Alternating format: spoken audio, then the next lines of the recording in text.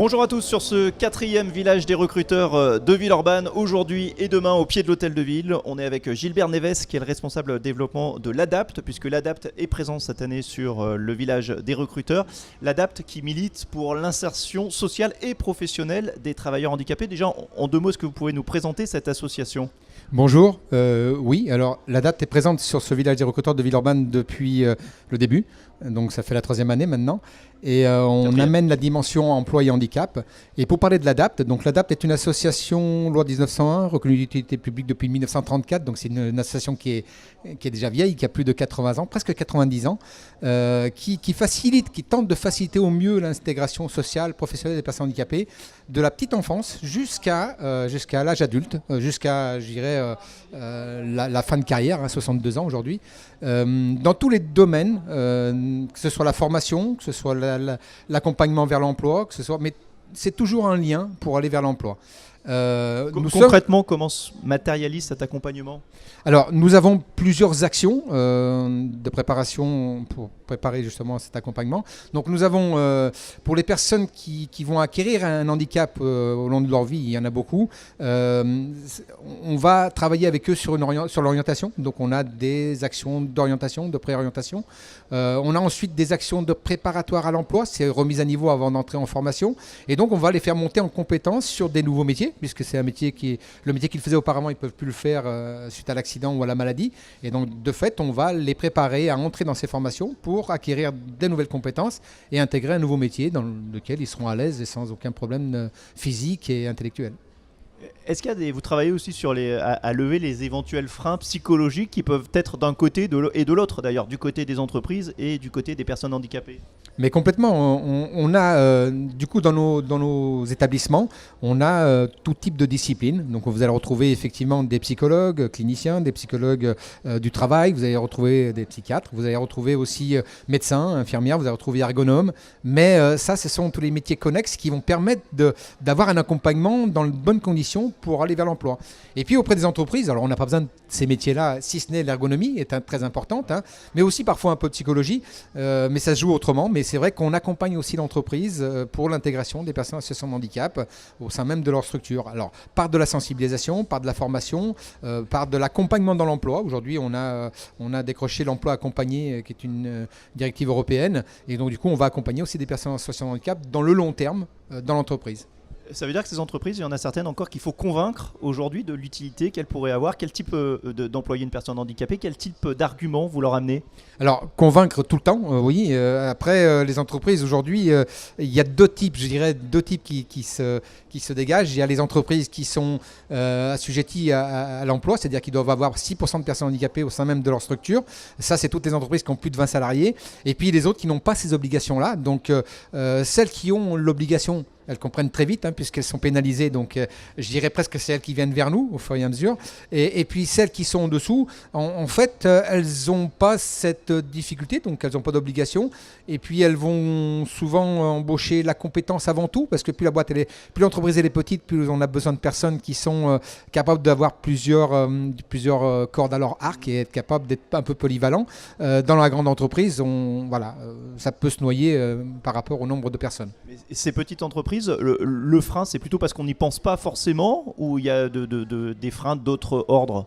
Alors, les freins, ils sont aussi assez nombreux. On a tous des préjugés, des a priori par rapport à l'autre, déjà au regard qu'on a sur l'autre. Mais on a beaucoup à gagner, à découvrir la personne et à se rendre compte que les compétences qu'elle peut avoir et ce qu'elle peut apporter à l'entreprise peut être réellement une plus-value. Si on s'arrête à la situation de handicap, si on s'arrête à ce que l'on voit, ce que l'on découvre de la personne, on passe souvent à côté de quelque chose de très bon et de très bien. Aujourd'hui, il n'y a aucune barrière pour une personne handicapée qui veut travailler, il n'y a pas de choses. Si, il y a de nombreuses barrières. Je vous dis, les barrières, c'est en premier lieu le regard que portent les personnes sur les autres. Et puis, quand une entreprise embauche une personne, elle a aussi beaucoup de pression par rapport à cette embauche. L'embauche doit être réussie. On n'a pas X possibilités de retenter une embauche, donc on a intérêt à la réussir, sinon on perd beaucoup d'argent.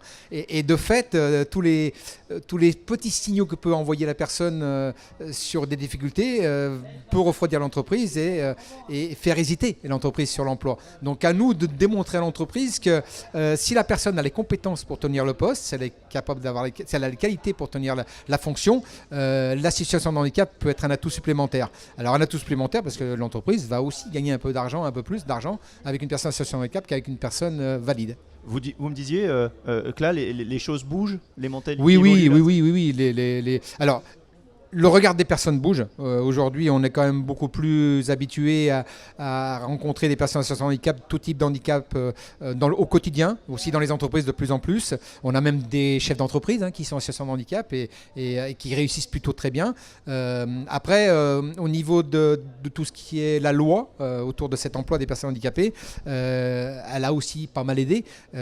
Aujourd'hui, on est quand même dans une situation où les aides à l'emploi sont en train de diminuer un peu. Donc il va falloir trouver d'autres astuces et d'autres leviers pour pouvoir embarquer les entreprises avec nous. Et d'ailleurs, les autres leviers, on en a. Lesquels ? Alors, on a créé des actions assez nouvelles sur le Rhône. C'est parti du Rhône, ça fait 3 ans. J'aurais aimé parler du Handi Move Emploi, si vous le permettez. J'allais vous en parler. Voilà. Donc le Handi Move Emploi, en fait, on a fait le pari que si les personnes se donnaient un peu plus la peine, les personnes en situation de handicap, mais en recherche d'emploi, les demandeurs d'emploi, ils auraient des belles surprises. C'est-à-dire qu'on a fait le pari d'envoyer des demandeurs d'emploi en binôme démarcher dans les rues. Alors les rues, on les a repérées en amont, on a fait un travail de préparation, démarcher dans des rues de la ville de Lyon, de Villeurbanne, un peu de partout, et d'aller taper à toutes les portes. Quand je dis à toutes les portes, c'est vraiment toutes les portes, c'est-à-dire la toute petite entreprise avec un seul employé, à l'entreprise plus importante, à l'agence de la BNP, une agence d'intérim, mais aussi un artisan plombier, un artisan électricien. Toutes les entreprises qui sont dans cette rue, le binôme va taper à toutes les portes avec le même message, c'est-à-dire qu'ils viennent, dans le cadre de la Semaine européenne pour l'emploi des personnes handicapées, c'est souvent au mois de novembre, ils viennent pour demander à l'entreprise si actuellement elle est en recherche d'embauche d'une personne ou si elle est apte à accueillir une personne en stage ou elle souhaite accueillir quelqu'un en alternance ou en apprentissage. Et le dialogue se met en place. Il y a un document qui est distribué aussi par le binôme sur les avantages à embaucher une personne handicapée. Et donc, du coup, ils reviennent avec des offres, c'est assez stupéfiant. C'est tout à fait l'esprit du village des recruteurs. Mais complètement on aussi. prend la rencontre physique. On va dans la rue. Ouais. Et l'art du pitch peut-être et de convaincre la personne qui peut pallier d'éventuels Alors, c'est blocages. encore plus comment dire, j'allais dire couillu, mais ça se dit pas, mais plus osé encore que le village des recruteurs, parce que là, on va taper à toutes les portes. Et comprenez bien qu'au village des recruteurs, le petit artisan, il peut pas venir passer la journée. C'est pas possible pour lui. Là, on va chez lui, on va taper à sa porte, on va lui expliquer, on va lui donner des informations. Et quelques petits chiffres très rapidement. L'an dernier, on a monté en quantité d'année en année, sur les 3 ans, et l'année dernière, on a eu une centaine de candidats qui se sont prêtés au jeu. Ça a fait à peu près 48 binômes qui sont allés taper à toutes les portes dans différentes rues de Lyon. Ils ont rencontré en 2 heures de temps 418 entreprises. Ils ont rapporté 72 offres de CDD, CDI possibles, 84 lieux d'alternance possibles, 84 lieux de stage possibles, 14 en alternance et 7 en apprentissage. Voilà. Derrière nous, on essaie d'être très réactif pour envoyer des CV et envoyer des candidats. Et je vous promets que c'est quelque chose qui est très impressionnant. D'où l'importance de la rencontre physique, comme ici au village des recruteurs. Belle journée au village des recruteurs de Villeurbanne à l'Adapt. Complètement. Et l'Adapt, c'est www.ladapt.net pour avoir plus d'informations. Belle journée à vous. Merci.